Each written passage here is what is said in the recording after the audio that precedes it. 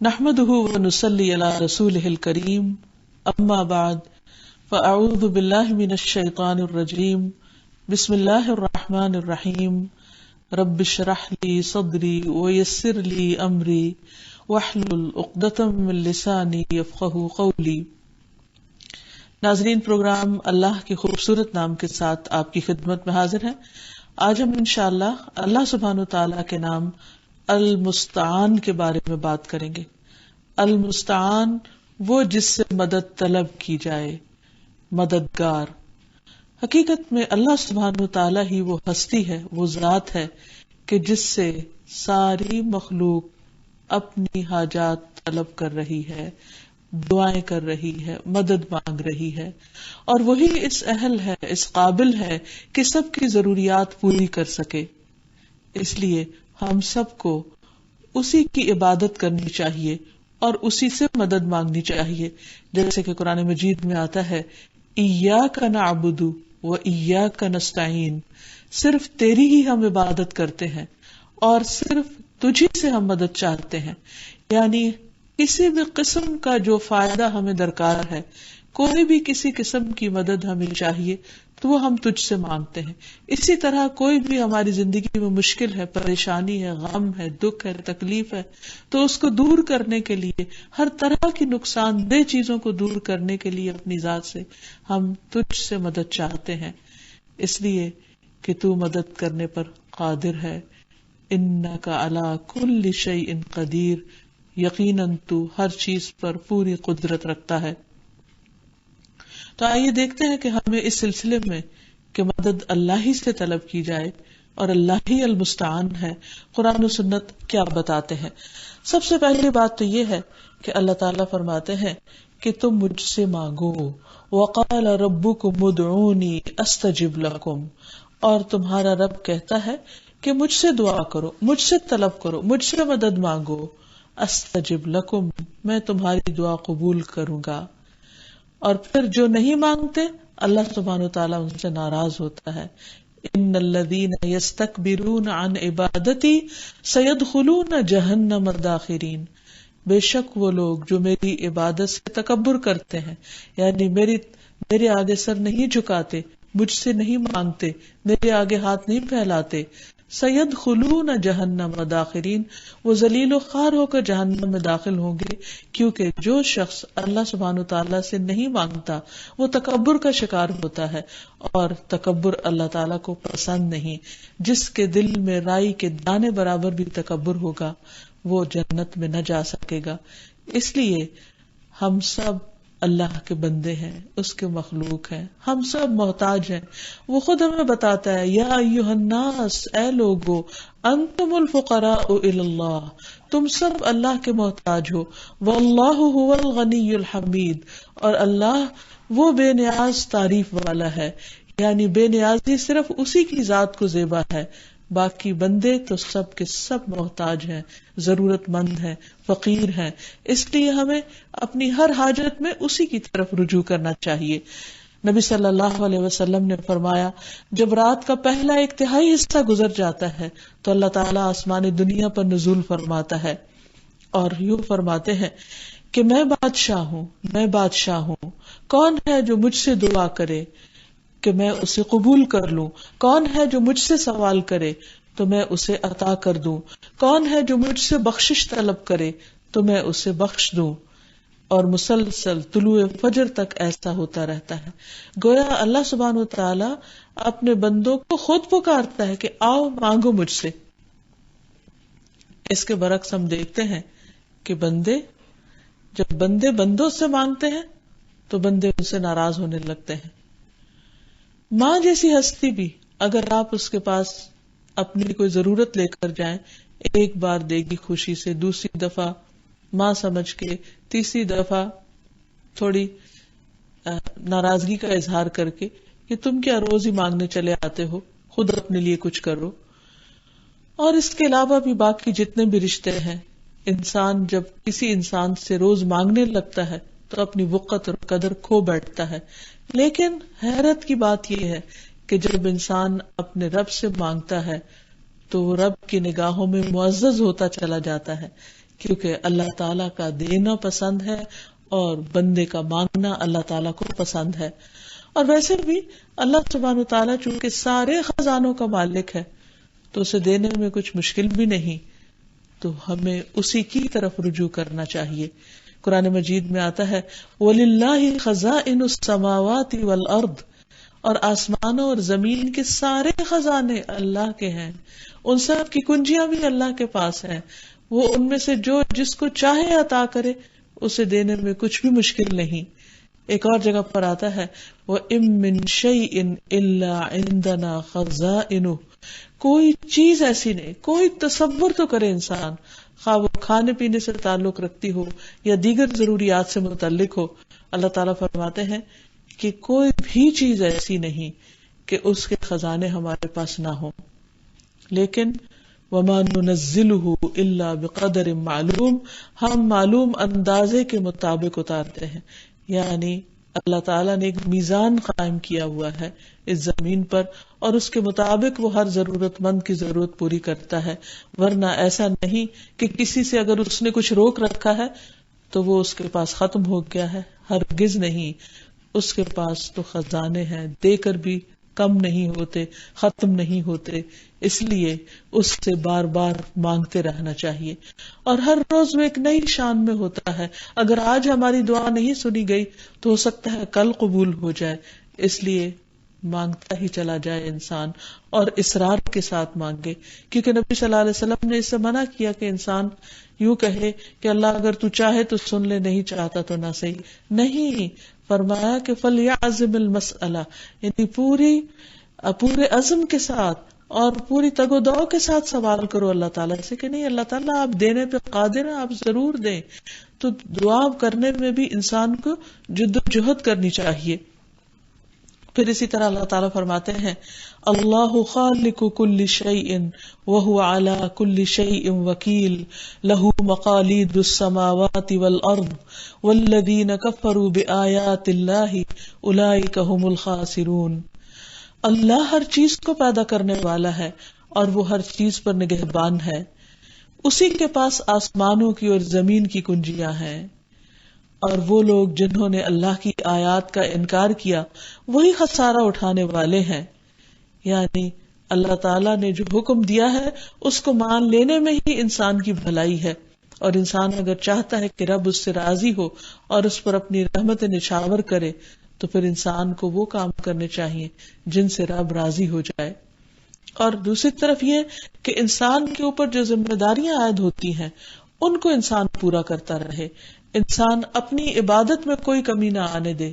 شرطیہ طور پر اللہ تعالیٰ کی عبادت نہ کرے کہ اللہ تعالیٰ اگر آپ میرا یہ کام کریں گے تو میں آپ کی عبادت کروں گا، اور اگر آپ مجھے ٹیسٹ میں پاس نہیں کریں گے تو میں نماز نہیں پڑھوں گا. یہ رویہ نہیں ہونا چاہیے. کوئی بھی شخص اللہ تعالیٰ کا مقابلہ نہیں کر سکتا. اللہ سبحانہ و تعالیٰ ہی بہتر جانتا ہے کہ کس وقت کس کو کیا عطا کرنا چاہیے اور کس وقت کس سے کیا روک دینا چاہیے. اور پھر یہ کہ انسان اپنی عبادات اور اپنی ذمہ داریوں کو پورا کرنے کے لیے بھی اللہ تعالیٰ سے دعا کرتا رہے. جیسے نبی صلی اللہ علیہ وسلم نے ہر نماز کے بعد یہ دعا سکھائی، رب اعنی علی ذکرک و شکرک و حسن عبادتک. ربی، اے میرے رب، اعنی، تو میری مدد فرما، علی ذکرک، اپنے ذکر پر. یعنی میں تو تیرا ذکر کرنے سے بھی قاصر ہوں، کوتاہ ہوں، حق ادا نہیں کر سکتا. تو میری مدد کر کہ میں تیرا ذکر کر سکوں، علی ذکرک و شکرک، اور تیرا شکر ادا کروں، و حسن عبادتک، اور تیری خوبصورت عبادت کر سکوں. کیونکہ جب ہم کہتے ہیں ایاک نعبد و ایاک نستعین، تو عبادت بھی اللہ کی، اور عبادت کے لیے مدد بھی دراصل اللہ تعالیٰ ہی سے مانگی جائے، کیونکہ اس کی مدد کے بغیر، اس کی دی ہوئی توفیق کے بغیر کوئی کام ہو نہیں سکتا. وما توفیقی الا باللہ علیہ توکلت و الیہ انیب. اور میری توفیق اللہ کے سوا کسی سے نہیں، میں نے اسی پر بھروسہ کیا اور میں اسی کی طرف رجوع کرتا ہوں. اور حقیقت یہ ہے کہ جو اللہ پہ بھروسہ کر لیتا ہے، اللہ سبحانہ تعالیٰ کی طرف رجوع کرتا ہے، اس سے مانگتا ہے، پھر اللہ تعالیٰ اس کی مدد بھی ضرور کرتا ہے. اور اس کی دعا کی قبولیت کی 3 شکلوں میں سے کوئی ایک شکل ضرور ہوتی ہے. ایک تو یہ کہ جو کچھ وہ مانگتا ہے وہی اس کو عطا کر دیا جائے. دوسرا یہ کہ وہ تو نہ دیا جائے لیکن اس سے بہتر چیز اس کو دے دی جائے. تیسرا یہ کہ اس دعا کا اجر آخرت کے لیے محفوظ کر دیا جائے. اور حقیقت یہ ہے کہ قیامت کے دن انسان جب اپنی اس دعا کا صلہ دیکھے گا، اجر و ثواب دیکھے گا، تو تمنا کرے گا کہ اے کاش دنیا میں میری کوئی دعا قبول نہ ہوتی اور اس سب کا اجر و ثواب آج مجھے یہاں ملتا کہ میں اس کو ہمیشہ کے لیے انجوائے کر سکتا. اور یہ بھی انسان یاد رکھے کہ اللہ سبحانہ و تعالی نہ دن کو سوتے ہیں نہ رات کو سوتے ہیں، نہ اس کو نیند آتی ہے نہ اونگ آتی ہے. وہ ہر وقت اپنے بندوں کی دعائیں سن سکتے ہیں. اللہ سبحانہ و تعالیٰ چونکہ ہمارے دل کا حال جانتے ہیں، اس لیے اگر ہم چپ کے بھی پکاریں، آہستہ آہستہ بھی پکاریں، ایون اگر ہم زبان سے نہ بھی بولیں، صرف دل ہی دل میں بھی پکاریں تو بھی وہ سنتے ہیں. اب اس کے برعکس جب بندوں کے پاس اگر آپ جائیں تو کبھی بندے مصروف ہوتے ہیں، کبھی ان کو اپنا کوئی کام ہوتا ہے، کبھی ان کو وہ کسی تکلیف میں مبتلا ہوتے ہیں، کبھی ان کی بیماری کا مسئلہ ہے، کبھی ان کی موت کا مسئلہ ہے. وہ اپنے مسائل سے نہیں نبٹ پاتے، خواہ کوئی امیر ہو، غریب ہو، فقیر ہو، ولی ہو، پیر ہو، کوئی بھی ہو، بزرگ ہو، کوئی بھی ہو، وہ سب محتاج ہیں اور ان کے اپنے اپنے مسائل ہیں. ان کے ساتھ خود ضروریات ہیں. ہر ایک کے ساتھ پیٹ لگا ہوا ہے، اس سے کھانا بھی ہے، اسے اس کے لیے کمانا بھی ہے، اسے اس کی اپنی ضروریات پوری کرنے کے لیے تگ و دو بھی کرنی ہے. ہر انسان اپنے مسائل میں الجھا ہوا ہے. جب انسان اللہ کو چھوڑ کر بندوں کے پاس جاتا ہے تو بندے اس کی کہاں تک مدد کر سکتے ہیں. انسان جب انسانوں سے مانگتا ہے تو وہ کتنا خوش ہو کر اس کو دیتے ہیں اور پھر کتنا احسان مند کر دیتے ہیں. آج ہر انسان اپنے مسائل میں اس طرح الجھا ہوا ہے کہ اس کے پاس کسی کے لیے وقت نہیں. اس کے ساتھ پیٹ بھی ہے، اسے کھانا بھی ہے، کھانے کے لیے کمانا بھی ہے، اس کے ساتھ بیماریاں بھی ہیں، اس کے ساتھ موت بھی ہے. وہ اپنے مسائل میں اس قدر پریشان ہے، خواہ وہ کتنا ہی بزرگ اور کتنا ہی کوئی نیک پارسا اور ولی اللہ ہی کیوں نہیں. ہر انسان ان تمام مسائل کا شکار ہے. اور اگر کوئی شخص اپنے مسائل سے فرصت نہیں پا سکتا تو وہ دوسروں کی مدد کہاں سے کر سکتا ہے. اور پھر یہ کہ اس کے پاس اختیار کہاں سے ہے، اسے یہ اختیار دیا کس نے ہے. یہ اختیار تو صرف اللہ کے پاس ہے کہ وہ دوسروں کی غائبانہ طور پر مدد کرے. اسی لیے سورۃ فاتحہ میں ہر روز ہر نماز کی ہر رکعت میں ہاتھ باندھ کر ہم اللہ سبحانہ وتعالیٰ کے سامنے عرض کرتے ہیں کہ ایاک نعبد، صرف اور صرف تیری ہی ہم عبادت کرتے ہیں، کسی اور کی نہیں. وایاک نستعین، اور صرف تجھ سے ہم مدد مانگتے، اور سے نہیں مانگتے، کیونکہ اور مدد کرنے پر قادر ہی نہیں. مدد تو ہی کر سکتا ہے، تو ہی المستعان ہے کہ جس سے مدد مانگی جا سکتی ہے. اور مدد مانگنے اور دعا کرنے کی توفیق بھی تو ہی دیتا ہے. اگر تو توفیق نہ دے تو ہم دعا بھی نہیں کر سکتے. اس لیے سب کچھ تو تیرے ہی اختیار میں ہے. اور پھر تو اس وقت بھی مدد کرتا ہے جب بندے اپنے کاموں میں، اپنی ضروریات میں مصروف ہوتے ہیں، مشغول ہوتے ہیں. اور پھر یہ کہ قرآن مجید میں واضح طور پر ہمیں بتا دیا گیا کہ اگر کوئی شخص اللہ تعالیٰ کے سوا کسی اور کو پکارتا ہے تو وہ مدد کرنے پر قادر نہیں.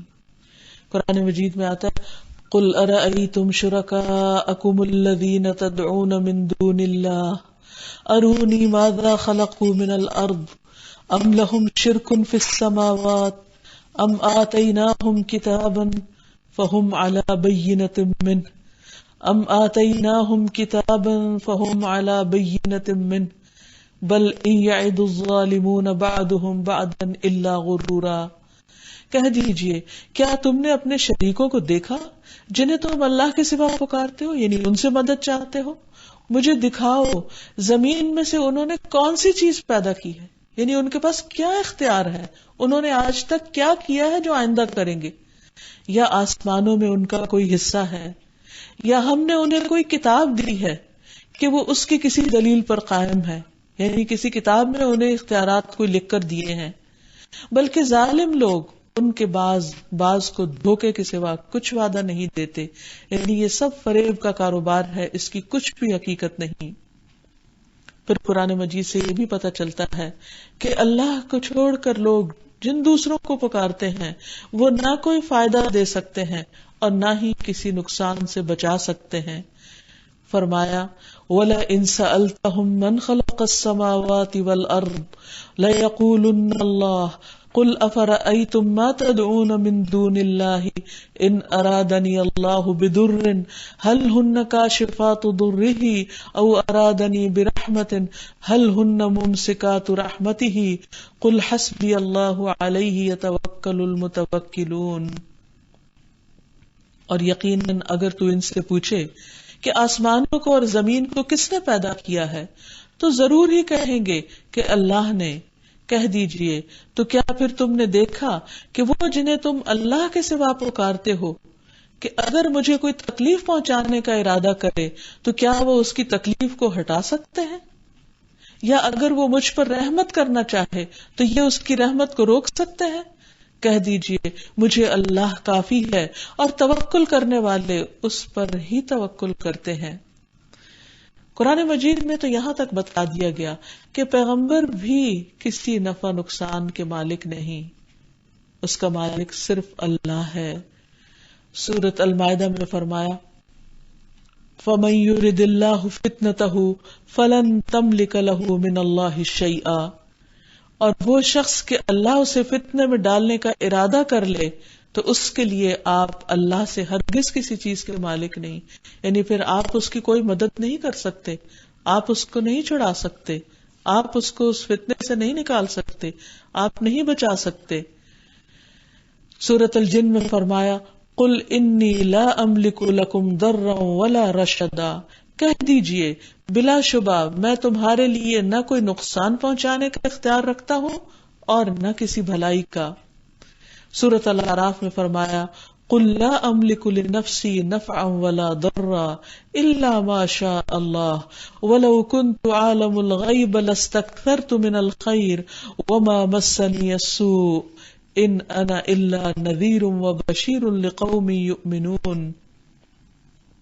کہہ دیجئے میں اپنے نفس کے لیے کسی نفع نقصان کا مالک نہیں ہوں، یعنی دوسروں کو تو فائدہ دینا دور کی بات، میں اپنی ذات کو بھی فائدہ نہیں دے سکتا، مگر اللہ ہی جو کچھ چاہتا ہے وہ ہوتا ہے، اور اگر میں غیب جانتا ہوتا تو بہت سی بھلائیاں حاصل کر لیتا اور مجھے کبھی کوئی تکلیف نہ پہنچتی۔ میں تو محض ایک ڈرانے والا اور خوشخبری دینے والا ہوں ان لوگوں کے لیے جو ایمان لے آئے۔ اور نبی صلی اللہ علیہ وسلم نے تو اپنے خاندان کے لوگوں کو اکٹھا کر کے انہیں بتا دیا تھا کہ تم اپنے لیے خود کچھ کر لو، میرا نبی ہونا تمہارے کام نہ آئے گا، یعنی مجھ پہ بھروسہ نہ کرنا، اللہ سبحانہ وتعالیٰ کی خالص عبادت کرو۔ پھر اسی طرح ہم دیکھتے ہیں ابو ہریرہ رضی اللہ عنہ فرماتے ہیں کہ جب یہ آیت وَأَنذِرْ عَشِيرَتَكَ الْأَقْرَبِينَ نازل ہوئی تو رسول اللہ صلی اللہ علیہ وسلم نے قریش کو جمع کیا، نیز خصوصی اور عمومی طور پر سب کو نصیحت کی۔ آپ نے فرمایا اے قریش کے لوگوں، اپنی جانوں کو آگ سے بچاؤ، میں تم لوگوں کے لیے اللہ کے سامنے میں کسی نفع یا تکلیف کا مالک نہیں۔ اے بنو عبد مناف کے لوگوں، اپنے آپ کو آگ سے بچا لو، میں تم لوگوں کے لیے اللہ کے سامنے کسی یا نفع نقصان کا مالک نہیں۔ پھر نبی صلی اللہ علیہ وسلم نے فرمایا اے فاطمہ بنت محمد، اپنے آپ کو آگ سے بچا لو، میں تمہارے لیے اللہ کے سامنے کسی نفع یا نقصان کا مالک نہیں سوائے اس کے کہ میں تمہارا رشتہ دار ہوں اور بحیثیت رشتہ داری کے میں تم سے صلہ رحمی کرتا رہوں گا۔ پھر دوسری بات یہ کہ اللہ سبحانہ وتعالی ایسا المستعان ہے کہ مدد طلب کرنے والوں کو وہ کافی ہو جانے والا ہے، یعنی جب اس کی مدد آ جائے کسی اور کی مدد کی ضرورت ہی نہیں رہتی۔ اور یہ ہر معاملے میں صرف ایسا نہیں کہ مال یا اولاد کے حصول کے لیے انسان اللہ سے مدد مانگے تو اللہ کی مدد آتی ہے، بلکہ زندگی کے ہر چھوٹے بڑے مسئلے میں انسان کو اللہ تعالیٰ کی طرف ہی رجوع کرنا چاہیے۔ صحابہ کرام کا طریقہ کار کیا تھا کہ وہ اللہ تعالیٰ کی طرف رجوع کرتے، اور سب سے پہلے اللہ سے دعا کرتے. انسان اسباب ضرور اختیار کرے لیکن یہ ہمیشہ دل میں رکھے کہ مدد تو اللہ ہی کرے گا. کوئی انسان بظاہر وسیلہ بھی بن رہا ہو لیکن دل میں یہی ہو کہ اس کو بھی اللہ ہی نے بھیجا ہے, یہ بھی اللہ ہی کی طرف سے آیا ہے, اصل مدد اللہ تعالیٰ ہی کی ہے. ہم دیکھتے ہیں کہ یعقوب علیہ السلام جب ان کے بیٹوں نے اپنے ہی بھائی کو کنویں میں پھینک دیا اور واپس آ کر جھوٹ موٹ ان کو بتایا کہ وہ کہاں چلے گئے, تو ایسی صورت میں یعقوب علیہ السلام کے دل نے ان کی بات نہیں مانی, لیکن ان سے بہت زیادہ کھود کورید بھی نہیں کی, انہیں ڈانٹ ڈپٹ بھی نہیں کی, ان کے سامنے اپنے رنج و غم کا اظہار بھی نہیں کیا زیادہ, بلکہ اللہ سبحانہ و تعالیٰ سے مدد مانگی اور کہا واللہ المستعان علی ما تصفون, اللہ ہی سے مدد مانگی جا سکتی ہے اس پر جو تم بیان کر رہے ہو. یعنی تمہاری یہ کہانی جو تم نے گھڑی ہے اس کے مقابلے میں کیا کہہ سکتا ہوں, میرا مددگار اللہ ہے اور میں اسی سے مدد طلب کرتا ہوں. پھر اسی طرح جب کوئی شخص اللہ تعالیٰ پر بھروسہ کرتا ہے تو اللہ تعالیٰ بھروسہ کرنے والوں کے لیے بھی کافی ہو جاتا ہے. قرآن مجید میں آتا ہے وَمَن يَتَوَكَّلْ عَلَى اللَّهِ فَهُوَ حَسْبُهُ, جو اللہ پر توکل کرتا ہے اللہ اس کے لیے کافی ہوتا ہے. ان اللہ بالغ امرہ, اللہ اپنے کام کو اپنے مقصد کو پہنچنے والا ہے. قد جعل اللہ لکل شیء قدرا, بلا شبہ اللہ نے ہر چیز کا ایک اندازہ مقرر کر رکھا ہے, حالانکہ اللہ تو اپنا کام پورا کر کے رہے گا. ایک اور جگہ پر آتا ہے الیس اللہ بکاف عبدہ, کیا اللہ اپنے بندے کے لیے کافی نہیں؟ اے بندے تو اللہ کو چھوڑ کر کسی اور کی طرف دیکھتا بھی کیوں ہے؟ کیا اللہ تیرے لیے کافی نہیں؟ ابراہیم علیہ السلام کو جب آگ میں پھینکا جا رہا تھا تو انہوں نے اس وقت کیا کہا تھا؟ حسبی اللہ و نعم الوکیل, کافی ہے مجھے اللہ جو بہترین کارساز ہے. انہوں نے کسی اور کی طرف نہیں دیکھا. اور پھر یونس علیہ السلام کو دیکھیے کہ مچھلی کے پیٹ میں کس کو پکارتے ہیں اور کس طرح اللہ تعالیٰ ان کو کافی ہو جاتے ہیں اور ان کی مدد کرتے ہیں. لا الہ الا انت سبحانک سبحانک انی کنت من الظالمین, نہیں کوئی الہ مگر تو ہی, پاک ہے تو اور بے شک میں ظالموں میں سے ہوں. تو اللہ تعالیٰ فرماتے فاستجبنا لہ, ہم نے اس کی دعا قبول کر لی. یعنی اللہ سبحانہ وتعالیٰ سے جب کوئی مدد مانگتا ہے تو اللہ تعالیٰ اس کی مدد کے لیے کافی ہو جاتا ہے. نوح علیہ السلام نے اپنی مشکل میں کس کو پکارا تھا؟ اللہ تعالیٰ نے ان کے بارے میں فرمایا وَنُوحًا إِذْ نَادَى مِن قَبْلُ فَاسْتَجَبْنَا لَهُ, اور نوح کو بھی جب اس نے اس سے پہلے پکارا تو ہم نے اس کی دعا قبول کر لی, ہم اس کو کافی ہو گئے. اور پھر اللہ سبحانہ وتعالیٰ کسی بھی بندے کو خالی ہاتھ لوٹانا پسند نہیں کرتا. یہ تو پیغمبر تھے اللہ کے مقرب بندے, لیکن ایک عام انسان بھی اللہ تعالیٰ سے جب مانگتا ہے تو اللہ تعالیٰ اس کو خالی ہاتھ نہیں لوٹاتا. رسول اللہ صلی اللہ علیہ وسلم نے فرمایا تمہارا رب بڑی شرم والا اور بڑے کرم والا ہے. اس کو اس بات سے شرم آتی ہے کہ اس کا کوئی بندہ اس کے آگے اپنے دونوں ہاتھ پھیلائے اور وہ ان دونوں میں کوئی خیر نہ ڈالے, ان کو خالی ہاتھ لوٹا دے. اللہ تعالیٰ کو یہ پسند نہیں. اس لیے خوب ہاتھ اٹھا کر اپنے رب سے مانگتے چلے جانا چاہیے. اور پھر کچھ لوگوں کی دعائیں دوسروں کے مقابلے میں اور بھی زیادہ جلد قبول ہوتی ہیں, جن میں خاص طور پر مظلوم کی دعا.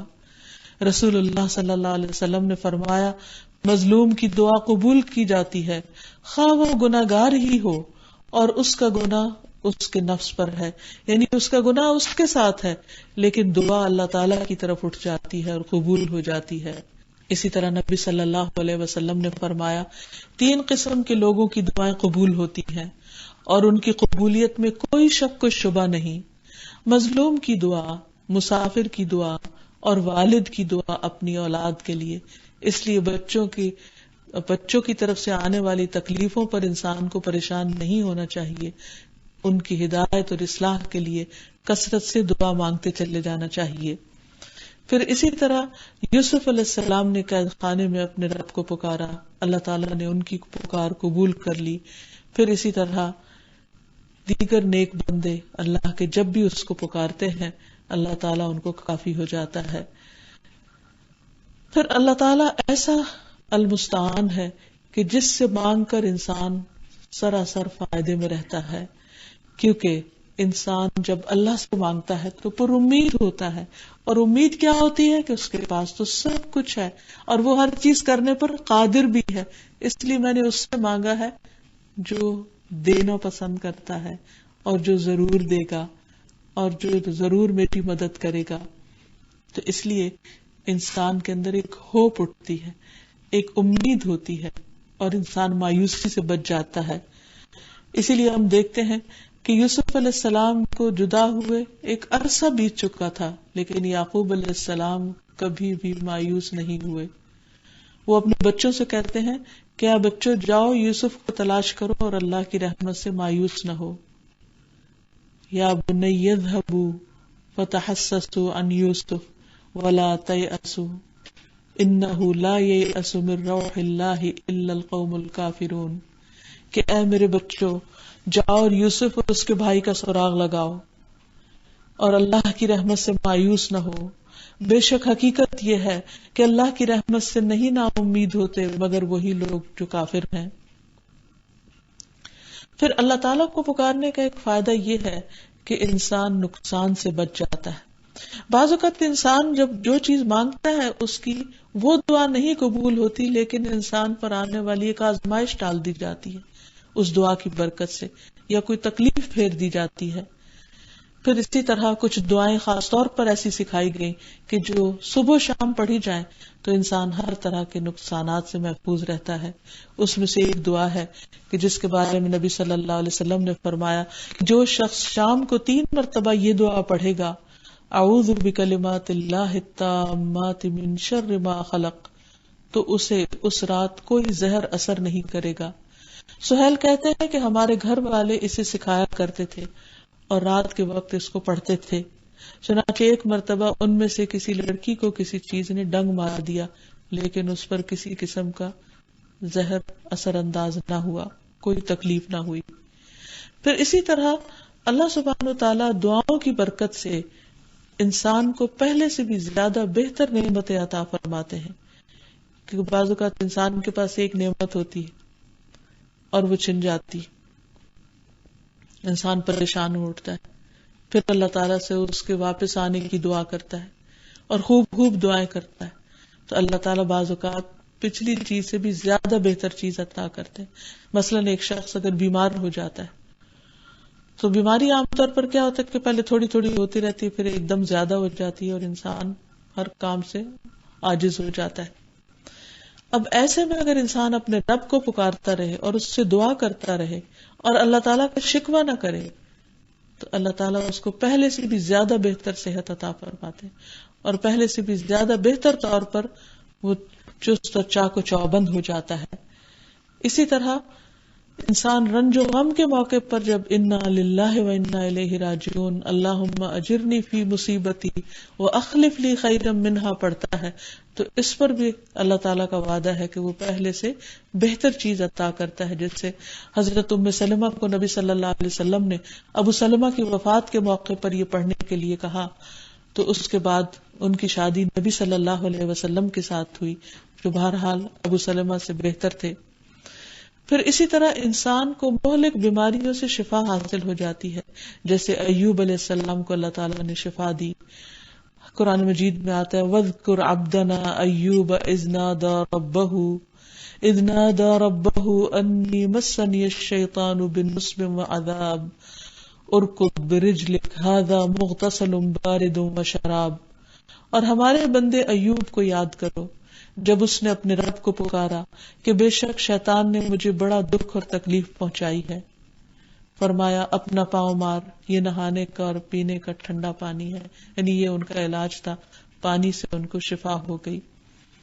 ایک اور جگہ پر آتا ہے وَأَيُّوبَ إِذْ نَادَى رَبَّهُ أَنِّي مَسَّنِيَ الضُّرُّ وَأَنْتَ أَرْحَمُ الرَّاحِمِينَ فاستجبنا له فكشفنا ما به من ضر وآتيناه أهله ومثلهم معهم رحمة من عندنا وذكرى للعابدين. اور ایوب جب اس نے اپنے رب کو پکارا کہ بے شک مجھے تکلیف پہنچی ہے اور تو رحم کرنے والوں میں سب سے زیادہ رحم کرنے والا ہے، تو ہم نے اس کی دعا قبول کر لی، بس اسے جو بھی تکلیف تھی دور کر دی اور اسے اس کے گھر والے اور ان کے ساتھ ان کی مثل اور عطا کر دیے اپنے پاس سے رحمت کے لیے اور ان لوگوں کی یاد دہانی کے لیے جو عبادت کرنے والے ہیں، کہ وہ بھی اللہ کی رحمت سے مایوس نہ ہو، اللہ ان کی بھی دعائیں ضرور سنے گا.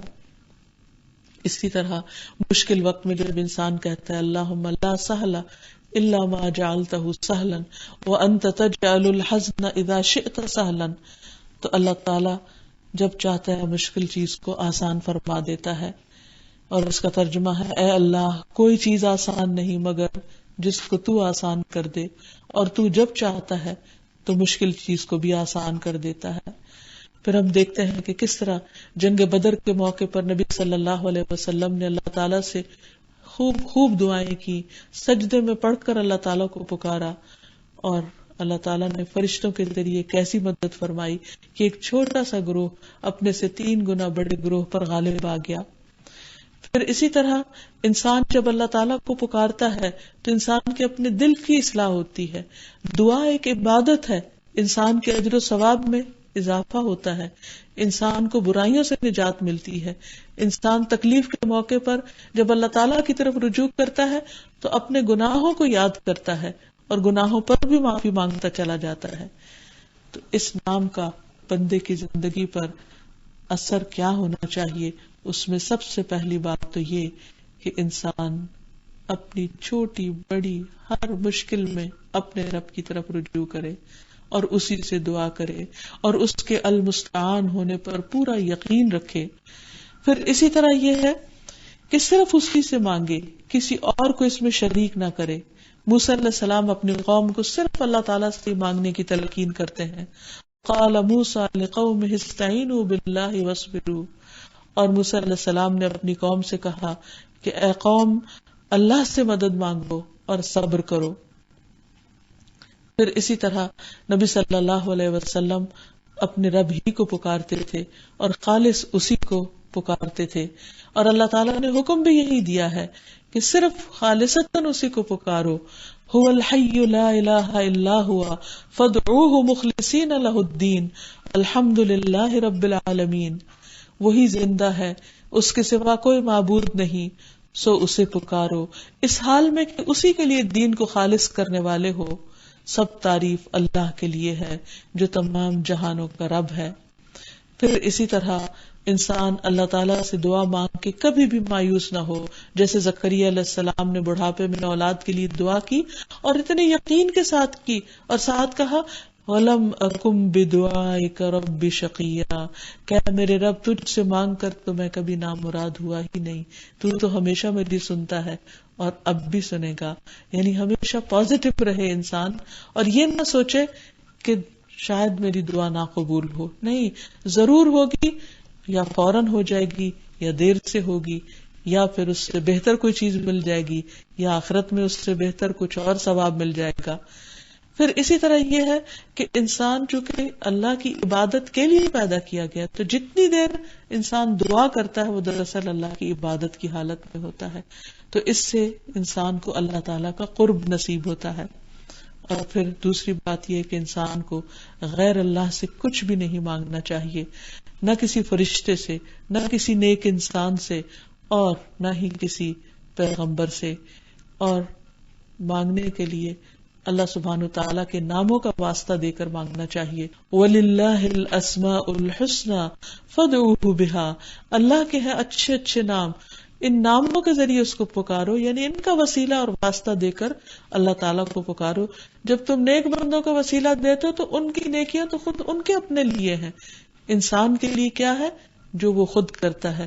جیسے قرآن مجید میں آتا ہے لیس للانسان الا ما سعى، انسان کے لیے کچھ نہیں مگر جس کی وہ خود کوشش کرتا ہے. اس لیے کوشش کر کے انسان اللہ تعالیٰ کو یاد کرے، اس کو پہچانے، اس سے محبت کرے اور اسی کے آگے اپنے ہاتھ پھیلائے. اور پھر شرک کبیرہ گناہ ہے. جب انسان اللہ تعالیٰ کو چھوڑ کر کسی اور کی طرف رخ کرتا ہے یا اللہ کے ساتھ کسی اور کو شریک کر لیتا ہے تو یہ ایسا گناہ ہے کہ جو معاف نہیں ہوگا. اس لیے انسان اس سے پوری طرح اجتناب کرے. اور ویسے بھی اللہ سبحانہ وتعالیٰ کے علاوہ جتنے بھی سہارے وہ سب کمزور ہیں، باطل ہیں، کوئی کچھ بھی نہیں کر سکتا، سب محتاج ہیں. تمام کے تمام اللہ کے سامنے بندوں کی حیثیت سے حاضر ہونے والے ہیں.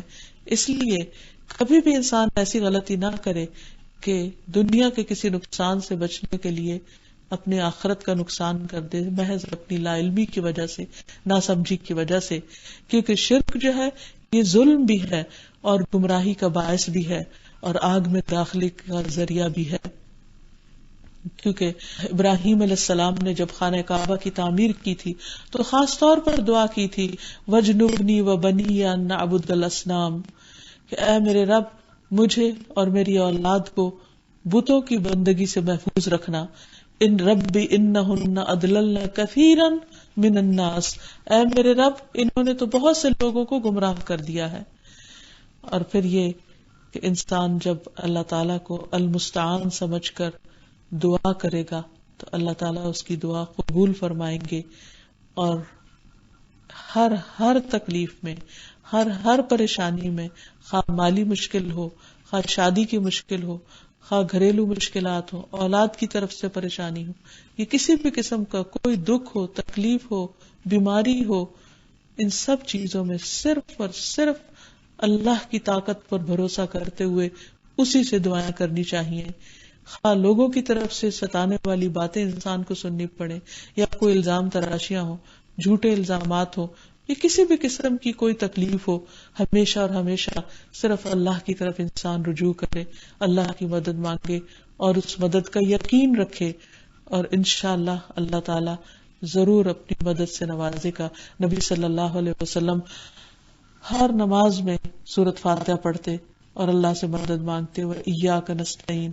اسی طرح ہر خطبے کا آغاز کچھ ان الفاظ سے ہوتا الحمدللہ نحمدہ ونستعینہ ونستغفرہ، کہ سب تعریف اللہ کے لیے ہے، ہم اسی کی تعریف کرتے ہیں، اسی سے مدد چاہتے ہیں اور اسی سے بخشش مانگتے ہیں. تو ہمیں بھی ہمیشہ نبی صلی اللہ علیہ وسلم کے طریقہ کار کی پیروی کرتے ہوئے اللہ تعالیٰ سے دعا کرنی چاہیے اور اللہ ہی کو اپنا المستعان مددگار سمجھنا چاہیے.